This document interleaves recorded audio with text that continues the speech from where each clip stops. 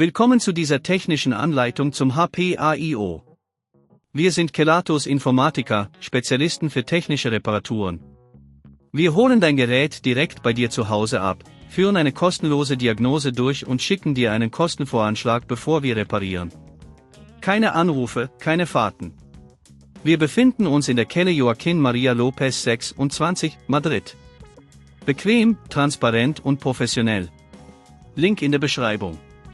Wenn dein HP AIO komische Geräusche macht, kann das auf ein Problem mit der Festplatte hindeuten.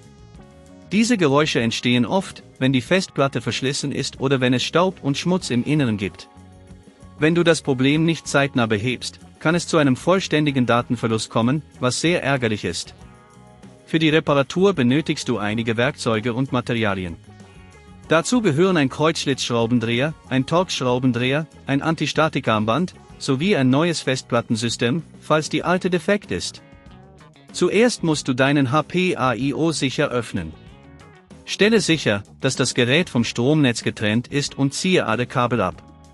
Beginne damit, die Schrauben an der Rückseite des Geräts zu lösen. Achte darauf, die Schrauben an einem sicheren Ort aufzubewahren. Wenn du das Gehäuse abgenommen hast, findest du die Festplatte. Diese ist oft mit weiteren Schrauben befestigt. Löse die Schrauben vorsichtig, um die Festplatte zu entfernen. Achte darauf, keine benachbarten Komponenten zu beschädigen. Wenn dir das an dieser Stelle zu kompliziert wird, denk daran, dass wir bei Kelatos dein Gerät zu Hause abholen und es dir repariert zurückschicken. Ziehe die Kabel, die an die Festplatte angeschlossen sind, vorsichtig ab. Setze die neue Festplatte ein und schließe alle Kabel wieder an. Stelle sicher, dass alles fest sitzt.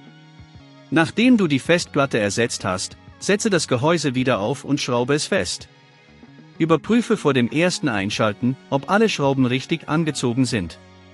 Wenn dein HP AIO wieder zusammengebaut ist, schalte ihn ein und höre, ob die Geräusche verschwunden sind.